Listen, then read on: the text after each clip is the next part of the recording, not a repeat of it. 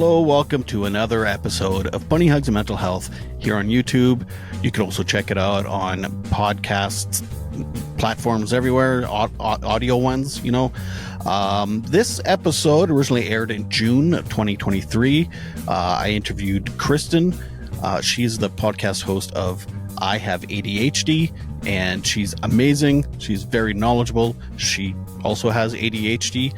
So we talk about, all that kind of stuff, about what to expect, especially I ask a lot about being an adult and being diagnosed with ADHD because I was diagnosed myself about a year ago.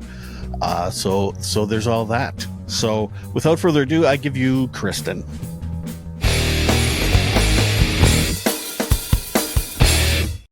Okay, and we're going to set the computer on Do Not Disturb. Your computer disturbs you? Oh my gosh. Doesn't yours? Doesn't yours? Or am I the only one? Well, with someone also with ADHD, I was just diagnosed 3 months ago. Oh, congratulations. Thank you. Yeah, no, it's been wonderful. Good.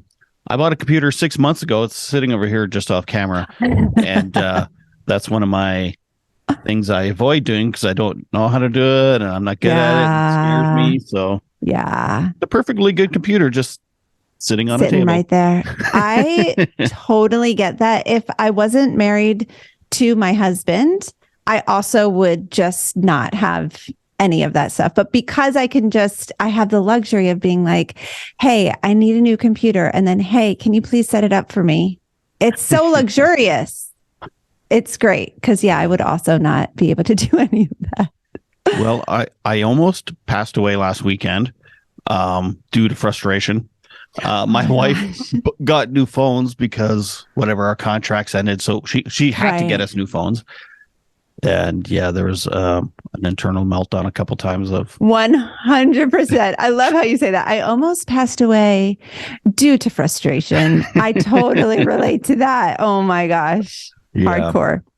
And then she got mad at me because I was getting mad because she's like, it was, illogical for me to get upset.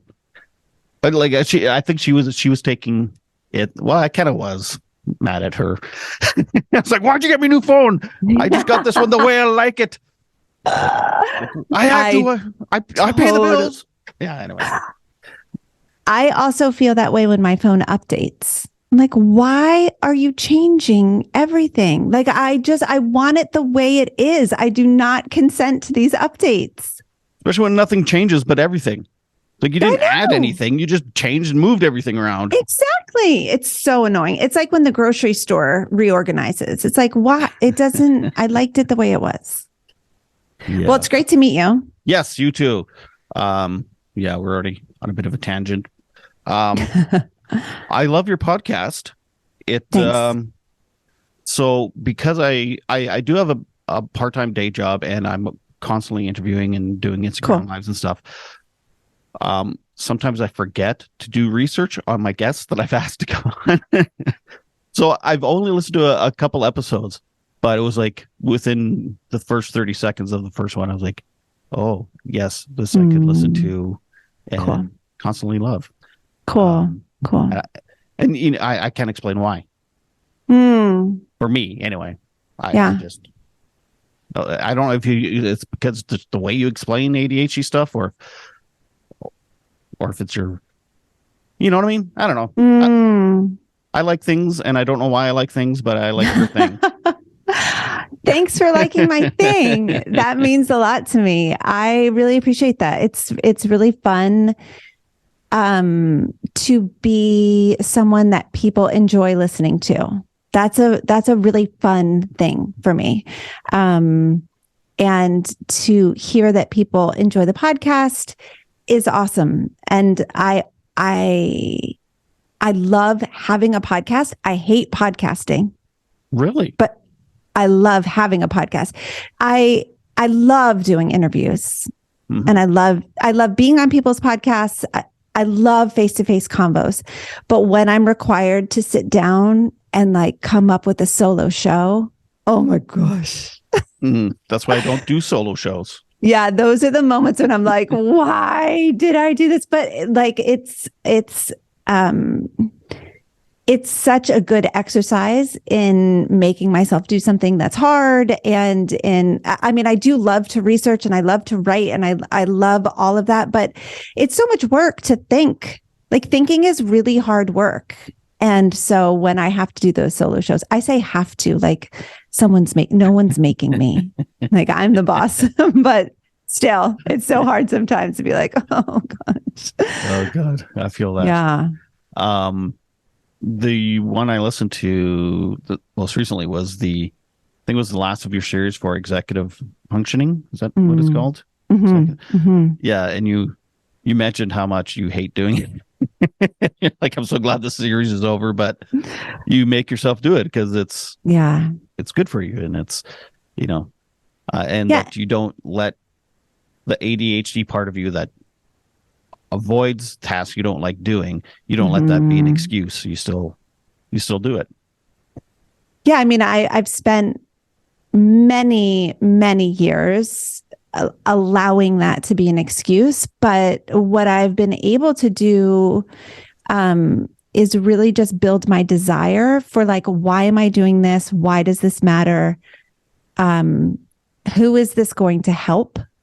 Like, why am I bothering? And I think so much of our lives is kind of centered around other people's expectations, all of the shoulds put on us from birth, and I think that ADHDers are often kind of allergic to shoulds, and we're allergic to being out of alignment with our values. And so I think a big reason why we don't do the things we say we're going to do is because we don't actually want to do those things.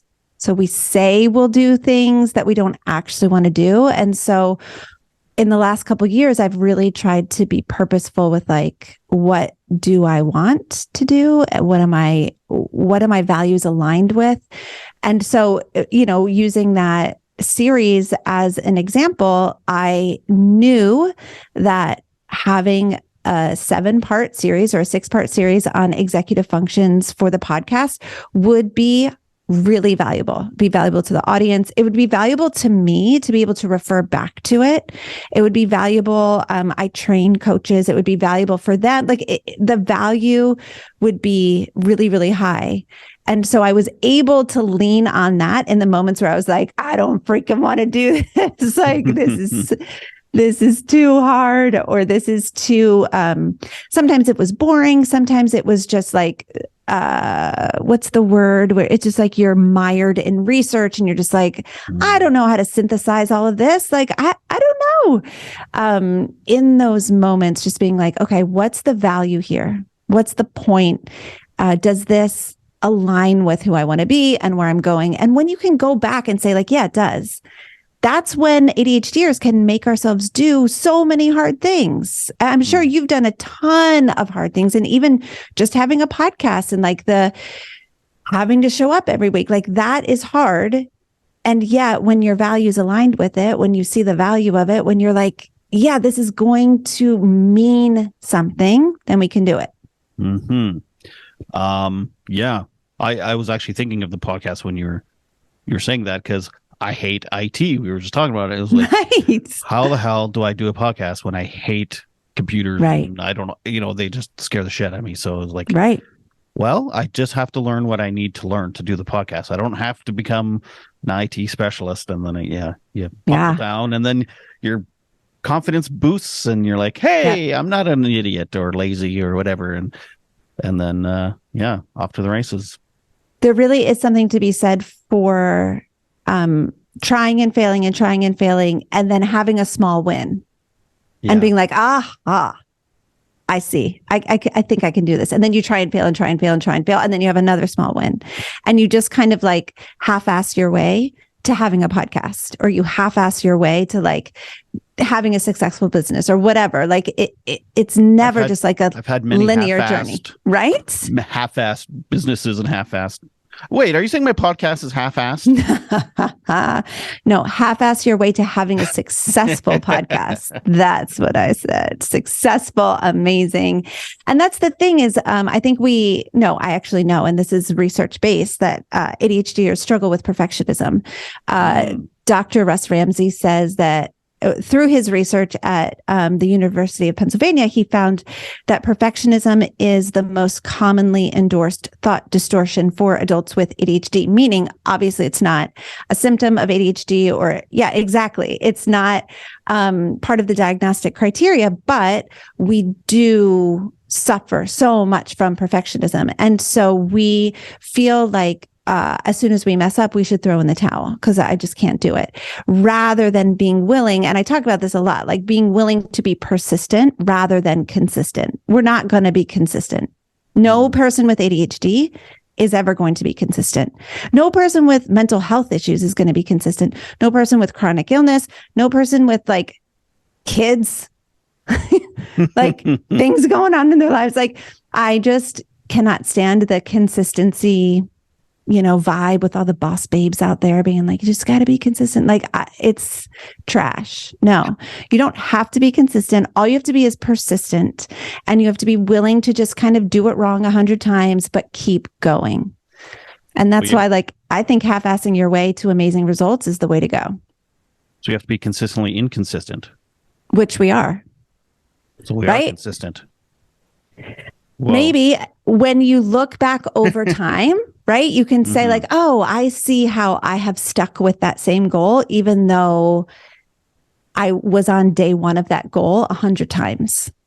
Like day one is my favorite. Let's just be on sure, it's fine. I don't have a streak, right? Like when you have those apps, like the mindfulness apps, or like the wellness apps, they want you to get the streak. Like, no, it's probably going to be day one for me over and over and over, but I will day one my way toward results. I get the biggest dopamine hits on day one. Totally. Totally. Day three, it starts getting hard and feeling like work. And it's like, well, I'll go back to day one. That was fun. I totally agree. So a little about me. I had anxiety and depression all my life. I've been in and out of psych wards. I've had suicide attempts. Addiction issues. I've gone through addiction treatment. 6 years ago, I got sober and I thought things were good. And then COVID hit and my anxiety, the depression was a lot, like way better, but the anxiety was still huge. And a year ago, I spent a weekend in the hospital after a panic attack. And I was starting to get suicidal thoughts again because I'm like, not so much that I want to die. It's just like, this is exhausting. Why I can't break this pattern. I don't know what the hell's going on. And that's when I started looking into ADHD. And as soon as I got diagnosed, it was like, holy shit. This explains everything. And, I make a lot of memes and jokes about ADHD and, we're quirky and all that stuff, but it is debilitating, especially when you have no idea that you have it. Wow.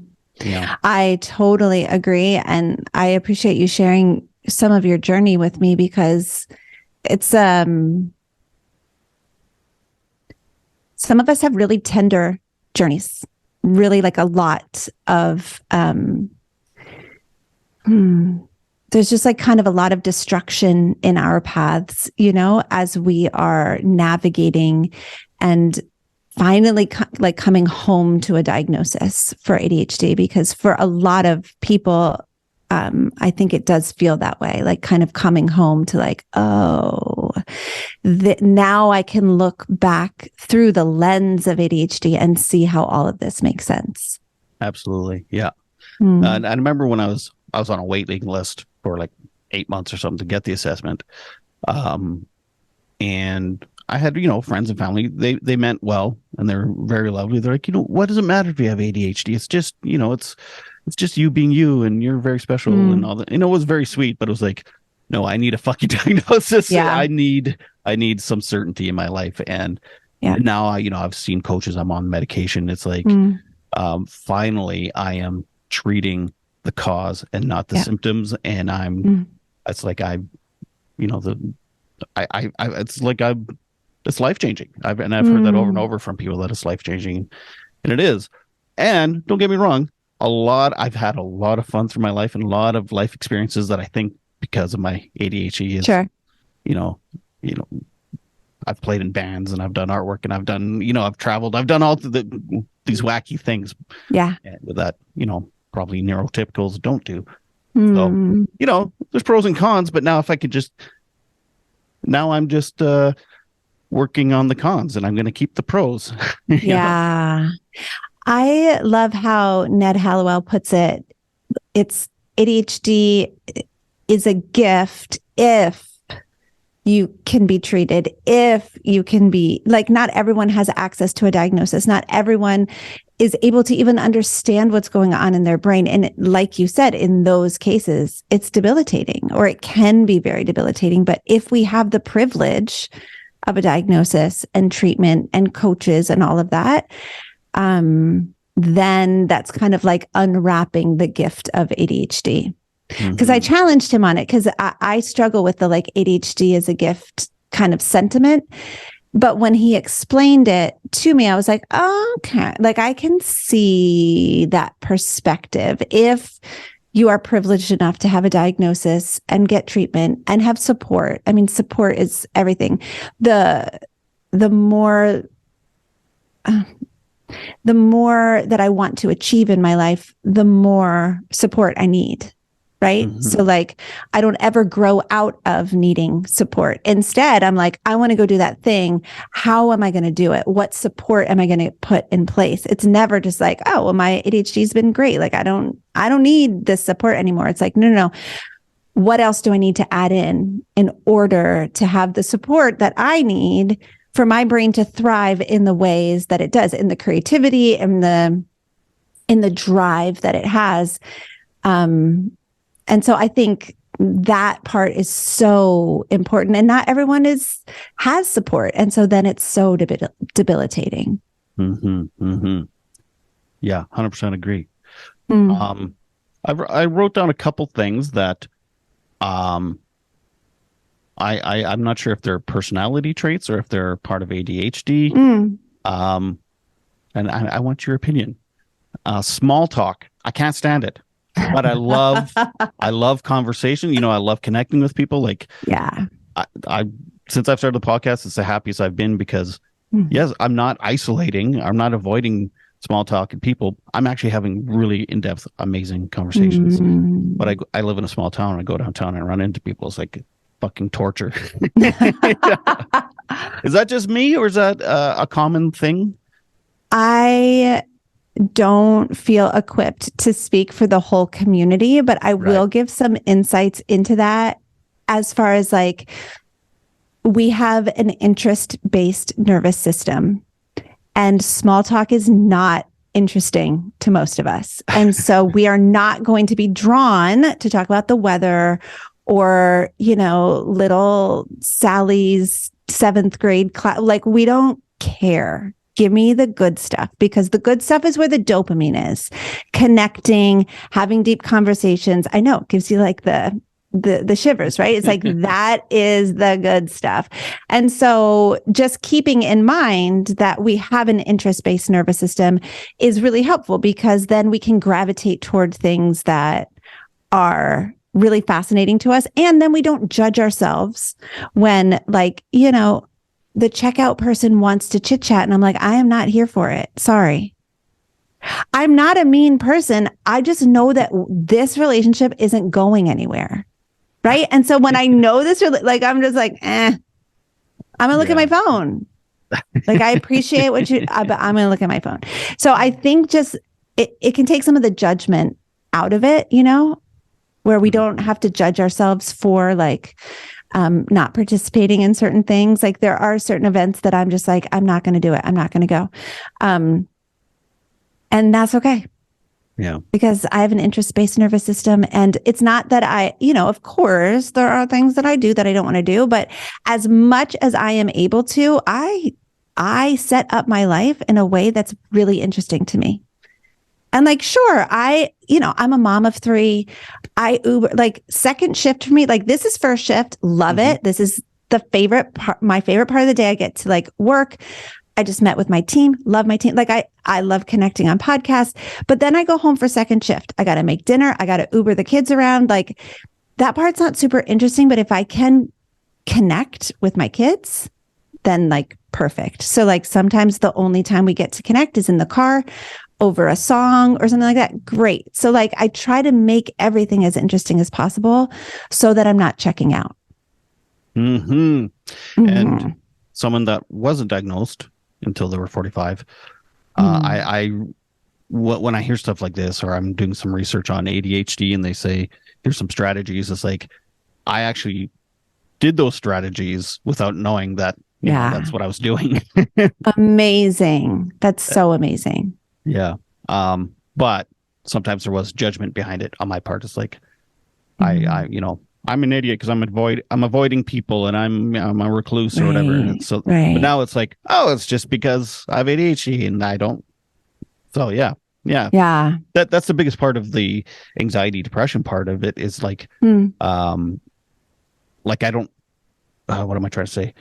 So the anxiety and the depression I had before being diagnosed was a lot of the internal beating up and not understanding myself. And now that I've been diagnosed, it's like, oh, I'm not. What am I trying? You know what I'm trying to say?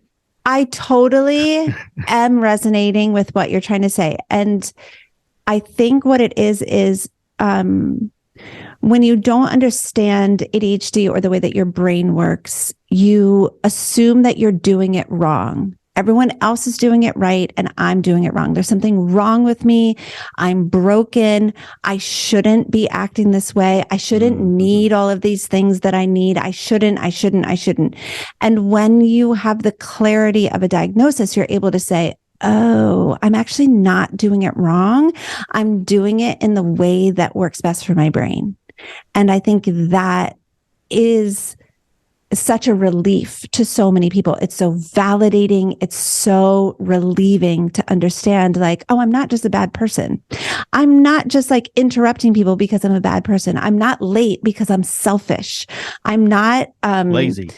I'm not lazy. Oh, that was a big one that I talked about in the self-motivation episode, which is like, you're not lazy. Stop calling yourself lazy. When I hear ADHD people call themselves lazy, I lose my mind because it's not true. It is not true. And so being able to understand that and filter everything through that lens, it relieves so much judgment, so much shame, so much like self, I don't know, just like beating yourself up. So yeah, I totally resonate with what you're saying. So I wrote down another thing that might be a characteristic, but I want to keep talking on this point too. So a big thing for me was like I quit jobs like every 2 years. Either I lose interest or it gets hard or I don't agree with management or I have trouble with coworkers because whatever reason. And so I'm like, I was constantly quitting jobs. So then that was a hard one because it's like, I'm a father, I'm supposed to be a provider, but yet I'm always starting from ground zero every 2 years. Or a couple of years ago, I decided I can only work part-time. I cannot, why am I forcing myself to work full-time and then beating myself up and getting overwhelmed? And so that was really hard for me. You know, I don't know. I'm sure it's different. I'm sure ADHD affects men and women differently, but for me as a man, that's how I felt. It was like, I'm not adequate as a father, as a husband, as a provider. And this was just been so validating, this diagnosis. And it's like, oh, I was just coping and coming up with strategies for myself. Totally. I mean, it still sucks that I can't work a full-time job, but whatever. But yeah. Yeah, there is a lot of research out there about ADHDers, maybe not a lot, that self-correction. There is some research out there about ADHDers and the workplace. And it is kind of sad in a way that ADHDers do tend to under-earn, or those who are not diagnosed and treated tend to under-earn. And one of the reasons why is exactly what you're describing. Is just like this almost inability to stay somewhere and kind of like move up the ladder, so to speak. And I resonate with that so much. And I think that now, like when someone understands that they have ADHD and they can set their life up around their ADHD, then that unlocks the potential for earning, because you can make a lot of money working part-time. You can. And especially if you're setting it up in a way that's like leaning toward your strengths and like always new and novel and like changing things around, you can, like, being trapped in a 9 to 5 or an 8 to 6. That's exactly what it feels like. It's like I'm trapped here. Yeah. Is really for many people, like, it ain't it, you know? And so if you can say like, okay, how do I make the same amount of money in half the time? Like, there's got to be a way to do that. I think that is where the ADHD brilliance comes in. That's where the creativity and the drive and the being willing to start new things and like attempt things, take risks that other people wouldn't necessarily be willing to take. I think that that's where it can really play to our benefit. Mm-hmm. It's funny. I don't consider myself a risk taker. Like, I have a brother that's a business owner, and he's taking risks on like buying property or doing, Sure. like financial risks, right? Sure. So I'm horrible at financial risks. It's like, but I'll quit a job, which is a financial risk in a way, right? Sure. To start another job because it seems cool or whatever, It's like, so yeah, that's kind of funny. But I've heard that in ADHD, there's a lot of, what's the word I'm looking for? Where it's like, you like this, but you can't because of this. What's the word? Not hypocritical. It's like it's like I need structure, but I love. Oh, yes. Almost like what is that word? Paradox. Yes. Yeah. There's like a paradox of like, I crave structure, but also don't tell me what to do. Yeah, exactly. And I Totally. need spontaneity, but I need structure. Yeah. I want to be spontaneous, but like, also, can you let me know about it like the day before? Exactly. It's raining. Why didn't someone tell me that 2 weeks ago it's going to rain today? Totally. Yeah. I think there is a lot of that. And I think, again, like, it just circles back to understanding your brain, like understanding what parts of your life need to be structured and what parts of your life you can be spontaneous in, and like where you feel safe to take risks and where you really want to make sure that you are not taking risks. I think that, again, it just goes back to like building your self-awareness. Once you have a diagnosis that makes sense, it's an invitation to build your self-awareness and to be able to just structure your life in a way that really feels good and right to you. Whereas prior to a diagnosis, and, if the listener has ADHD or not, like whatever it is for you. Oh, I don't have listeners. This is just for me. Come on. This is just for you. I'm kidding.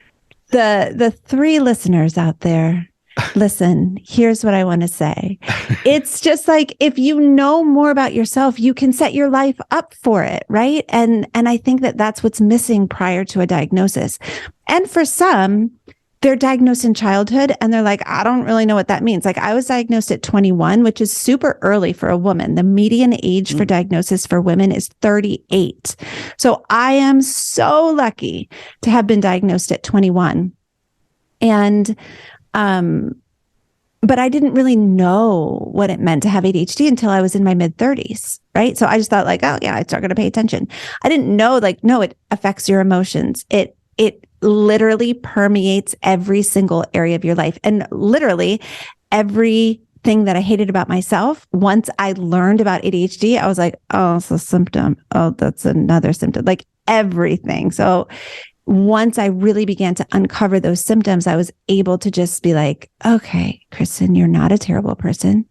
You're not the worst thing to happen to this world or to your family or to your friends.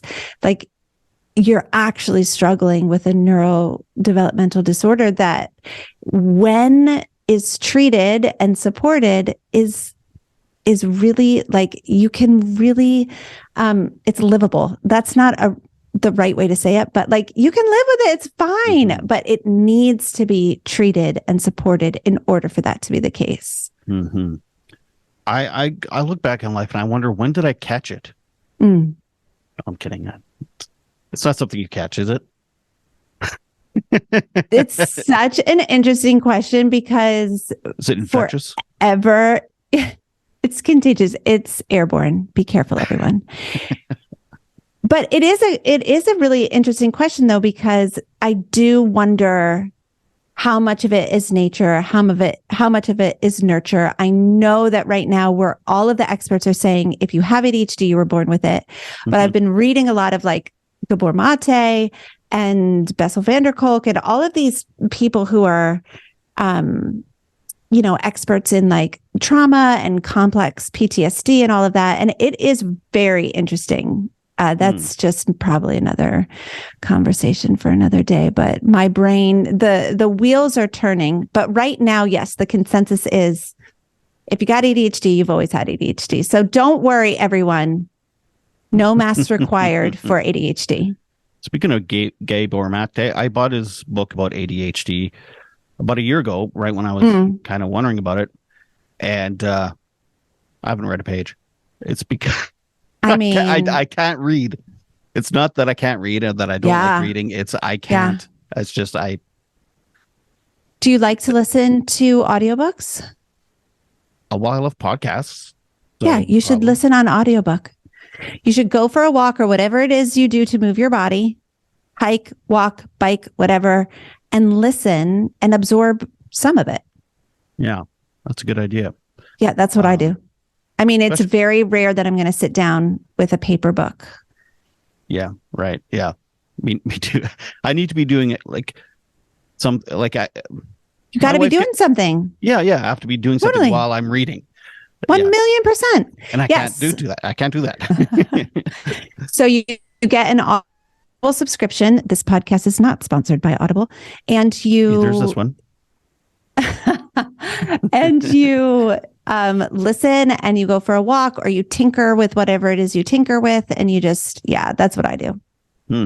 That's good. That's a good idea.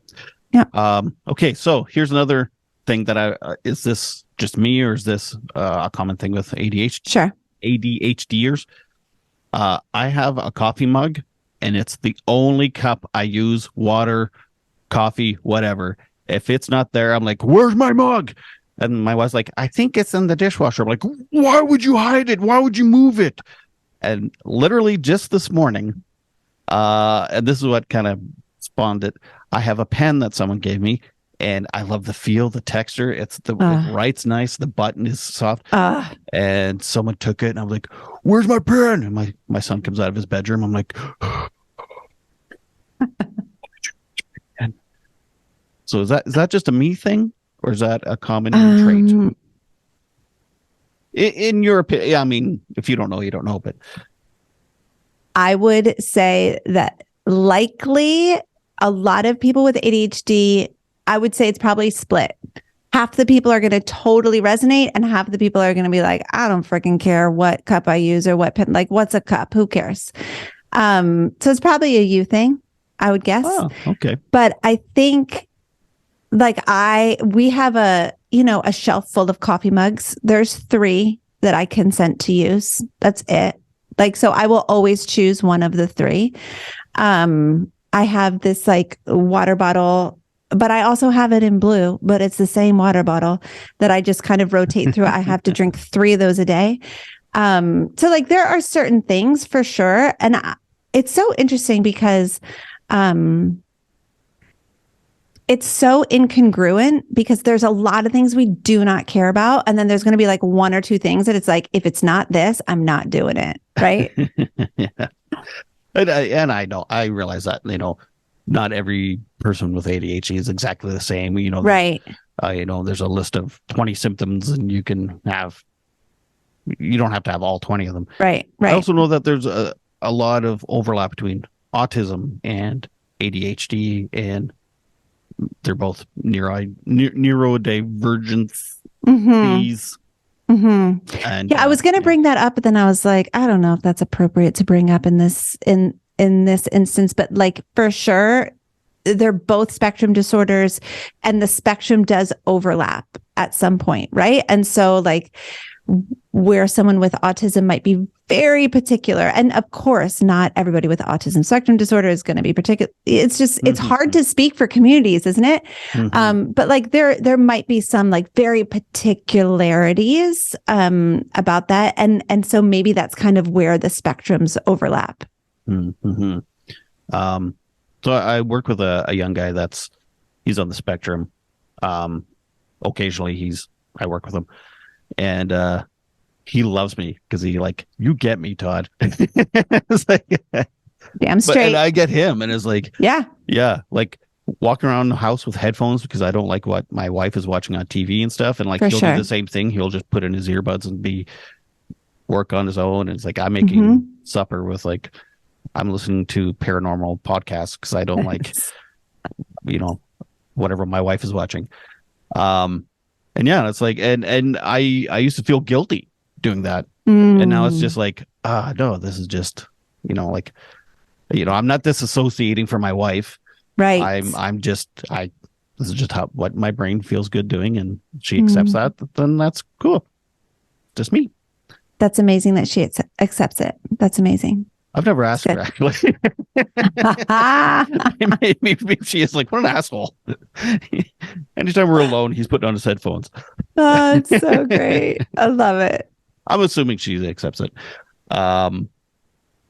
Speaking of relationships in ADHD, do you think, well, I guess, okay, so yeah, we're kind of all over the place because it's like, it depends if you were already treated and diagnosed as opposed to being in a really long-term relationship and not being diagnosed till later. Like, do you find that people with ADHD have trouble with relationships?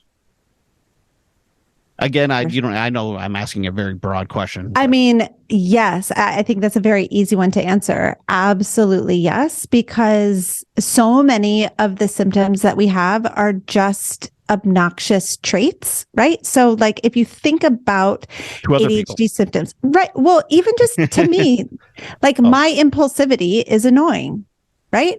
So I'm impulsive, I'm time blind, I'm emotionally dysregulated, like all of those traits are hard. They're just hard to live with. And so, but then I also want to wrap in something that you said earlier, which was like, I didn't know that this was ADHD. And so I was full of guilt and full of shame. And so there's that aspect as well, where we with ADHD, yes, can be sometimes really difficult in relationships, but also because of that guilt and shame that we feel, we often will tolerate way more than we should from the people in our lives because we are always assuming that we are the problem. We are always assuming that it's our fault. We're always used to being the one on the receiving end of the critical feedback. And so it's really hard for ADHDers to hold other people in their relationships accountable because it's like, well, I know my side of the street is super messy. How dare I, ask someone else to keep their side clean? And so we are often in relationships where we are not holding people accountable. And so we're really susceptible to emotional abuse, psychological abuse, lots of relationship abuse because we are so used to being the problem all the time. Interesting. Can it go the other way too? Like for me, I'm quitting jobs at the drop of a hat because it's like, I don't like how you're doing that. So then that translate into my relationship. It's like, she keeps hiding my mug. I'm out of here. Yeah. I mean, I think it really depends on how self-aware you are.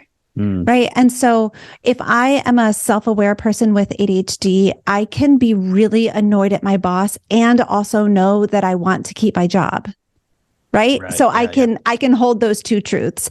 But if I don't have a diagnosis or if I haven't done much self-development work, I'm really annoyed at my boss and I'm like, I'm out of here. Right. So it really depends on kind of how far along you are in your self-development journey. For me, I didn't really start self-development work until my late 30s. And so I was a hothead. I was the problem most of the time in a lot of my relationships, right? Like I know that, but also I was a magnet for narcissists, and I didn't recognize red flags in relationships. And so like it was a both and thing. And there's one paradox. Of them totally. And one of the things that I really work hard to help my clients with is like, yes, take responsibility for your ADHD. Yes. Like pinpoint the areas where you need to change. Yes. Make sure that you are being self-aware and that you're taking ownership, but also there are a lot of people out there who are not kind. And so let's make a very clear distinction between safe people and unsafe people. And that's something that I talk to my clients about constantly, is just really being able to recognize who in their lives are safe, meaning who in their lives are trustworthy, are accepting of them, are kind, are willing to own their own mistakes, who are receptive to feedback, or who are willing to accept an apology, like those kinds of things.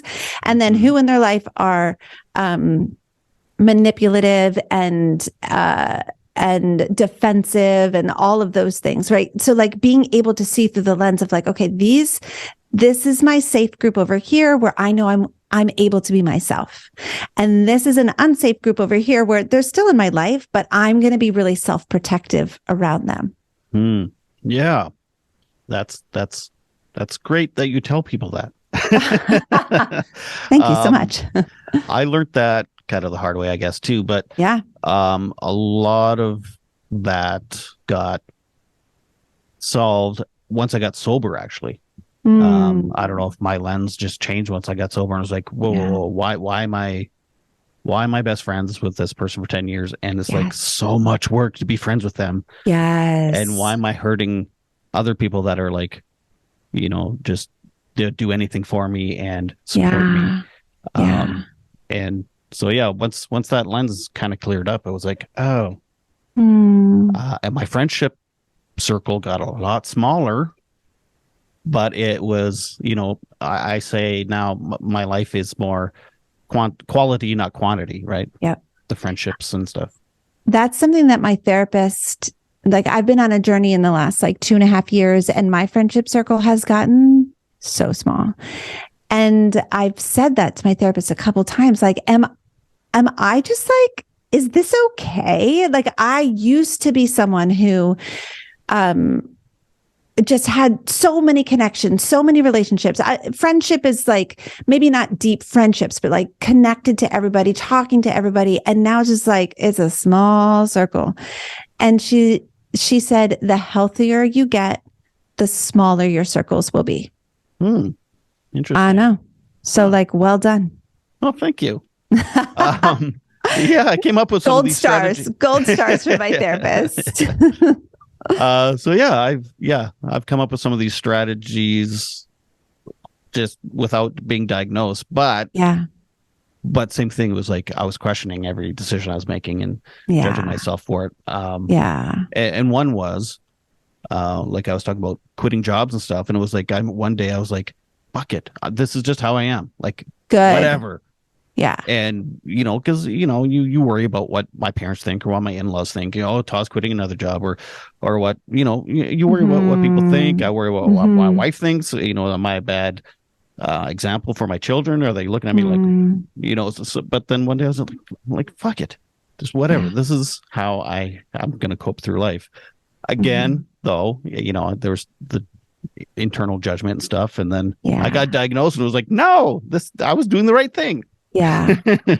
And I often wonder, like, which is the better example? Someone who stays in a job that they hate, or someone who's committed to finding something that works well for them?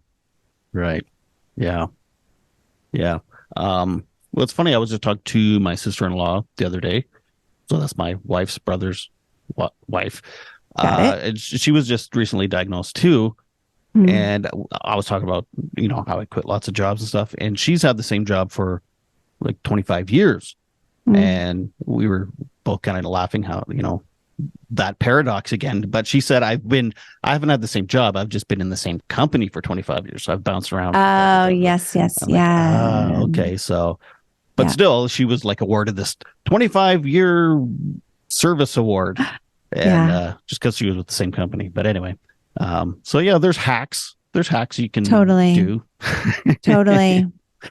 It was a government company too, right? So she wasn't starting from the bottom every time or having to. Yeah, that's awesome. Yeah, she's got all her, whatever you call it, money you get when you retire. It's so great that she was able to get a diagnosis, because I've heard, oh my gosh, this was just recently, like, there are some clinicians that look at, oh, you stayed in a job for 25 years. There's no way you could have ADHD, which is so dumb. And so it's just so ignorant. But because clinicians don't have a full understanding of ADHD and what it entails, they'll make those judgments of like, oh, no, you're a doctor. You couldn't have ADHD. You're a lawyer. You never would have been able to pass the bar if you had ADHD. Like that, all of that is just BS. Like, there are so many successful people out there with ADHD, or people, who've stayed in the same job for 25 years or whatever. It's just a matter of like, what has the behind the scenes been like? Has it been harder for her than for her colleagues? Has she bounced around within that company more than, her peers? Like all of that is what needs to be taken into account. The most frustrating thing that happened to me when I was looking into getting assessed. Oh, sorry. I have a physical injury. Someone said, well, go to your family doctor. Start there. So being in a small town, our family doctors, they're like me with jobs. It's like every 2 years we have a different doctor move through town. So anyway, first time I'm meeting this guy, he sits me down. He's like, okay, what can I help you with? And I said, well, I'm looking to see if I have ADHD. And he laughed. He said, no, you don't have ADHD. That is so infuriating. How would he know? I'm going to start yelling. I was like, what? Then he starts reading ridiculous. My chart. He's like, anxiety, depression. Let's see. You've been in treatment. Yada, yada. No, I've worked with ADHD children pretty much all my life. I can tell you right now, you're not ADHD. Idiot. Yeah. So then, I'm sorry. Yeah, it was very discouraging. So then, it was a long process to try and get assessed. Let's put it that way. Yeah, I don't know what it's like in other states and other provinces. I'm in Canada. Okay. But yeah, it took a while, but I got it. Just you have to keep at it, right? It's one of those things that you have to stick with and be persistent about. And also, I always recommend that people kind of try to educate themselves before they go in, maybe go in with a list of symptoms, like try to remember everything you can about these symptoms and like how they've played out throughout your life. If some you doctors can remember hate that though. They're like, oh, you think you know better than me. Oh, you were just on TikTok and saw a video and don't worry. I've heard that from people. I think that clinicians can be very difficult, and it is such a disservice to humanity, not even just people with ADHD, but to humanity, because and even when people say like, oh, everyone, exactly, the TikTok thing, or like everyone's diagnosed with ADHD, or everyone thinks they have ADHD, like that is not true. ADHD is not overly diagnosed. If anything, it is probably underdiagnosed. And it is such, like I said, such a disservice to humanity to not be open to the possibility, because there are so many people suffering. Mm-hmm. that could be helped. Yeah.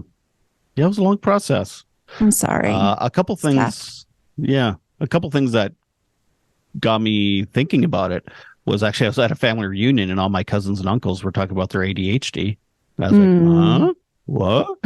Like, you guys all have ADHD?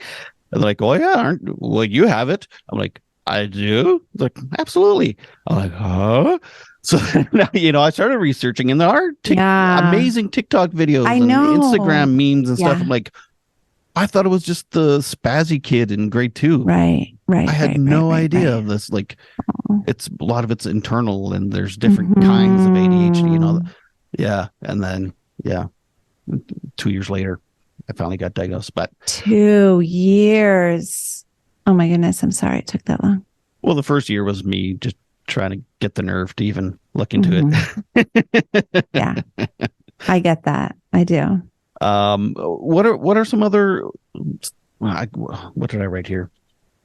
What's some misinformation and stereotypes you hear all the time about ADHD? What a great question. Well, thank you. You're so welcome. I've actually never been asked that question and I love it. Because I've never been asked, I don't have an answer at the ready. So hang on, let me file through my brain. The biggest ones that come to mind immediately are that it's overdiagnosed, which it's not, that it's over-medicated, which it's not. There's a lot of misinformation about ADHD medication, that it can be addictive, which of course, if you're neurotypical, if you don't have ADHD, don't take a stimulant medication. Okay. Like, that's not going to be good for you. But therapeutic doses of ADHD medication actually prevent addiction. Do you hear the words coming out of my mouth? Get out of here. I will not get out of here. So someone with ADHD who is untreated has a very high likelihood of becoming addicted to drugs, alcohol, other self-medicating things. That number drops significantly when they are properly treated for ADHD. I have a podcast episode called The Dangers of ADHD, where I talk about all of that. And I go through this like research paper that talks all about it. So people with ADHD have a higher untreated. People with ADHD who are untreated have a higher likelihood of addiction, car accidents, divorce, incarceration. But if you are treated for ADHD, if you're medically treated for ADHD, all of that drops significantly. And so the misinformation about ADHD medication, how it's like, oh, it's addictive. It's addictive. It's not addictive to people with ADHD. It actually prevents people with ADHD from developing addictions. So just like, that makes me so angry. What else? Also, like, I'm living my life backwards again now, and it's like, because I've been through treatment and stuff. It's like, right. Right. Like, I know I was self-medicating, but wow, you blew my mind. Perhaps one of the reasons why you were self-medicating was ADHD and not being treated for it. And of course, we can't ever know, but like, if you had been diagnosed and treated, would you have turned to substance misuse? We don't know. Maybe, maybe not. But like, it would have definitely lowered your chances of, statistically speaking, statistics and research tells us that it probably would have lowered your chances for turning to that. And so, yeah, I mean, I think it makes sense. Of course, we have to be careful with like having therapeutic doses of it and making sure that the person that we're treating has ADHD, but like, don't tell me that it is addictive. It's not addictive to people with ADHD. Wow. Thank you for that. You are so welcome. I noticed that since I've been diagnosed, so I've been advocating for mental health stuff and addictions and stuff for years. Okay. And it's like, now that I've come out as ADHD, it's like, I almost feel like some people are like, have now like tuned out of my stuff, or like, or I get an eye roll, or it's like, are you sure? You know, stuff like that. And it's like, I've even had someone tell me they don't even believe in ADHD, that, you know, stuff like this. And it's like, I was better supported, I feel like, almost, or better understood when I just told people I had depression, anxiety, and addiction. And now that I'm like, I have ADHD, they're like, oh, yeah, well, I think doesn't everybody, or it doesn't exist. I'm not saying it's, but at the same time, it's still life changing for me. Like, I don't care what they think. It's like, For sure. But the fact that that stigma even exists is so heartbreaking because, I think that it really is considered a childhood disorder. And I think that adults with ADHD are often really looked down upon. And it's kind of just like clean up your act, make a list, set an alarm. It's not that hard. Yeah. And it's that's a character flaw. It's not a disorder. Yeah. Exactly. And that's exactly what is so that can be crippling for us, right? Because of course, for the first 35 years of my life, I thought it was character flaw. I thought everything about me was a character flaw. And now that my ADHD is treated, I really understand it. I'm well supported. I can look and make the distinction between, like, of course I have character flaws, 100%, but my time blindness is not one of them, right? My working memory issues is not one of them. Like, yes, I have character flaws, but my ADHD symptoms are not included in that list of character flaws. Be sure to subscribe and to like this video. You can listen on Apple Podcast and Spotify. This is Todd Rennebaum saying, make your beds and take your meds. Keep watching for more interviews with incredible people telling their stories of resilience and adversity with mental health and mental illness.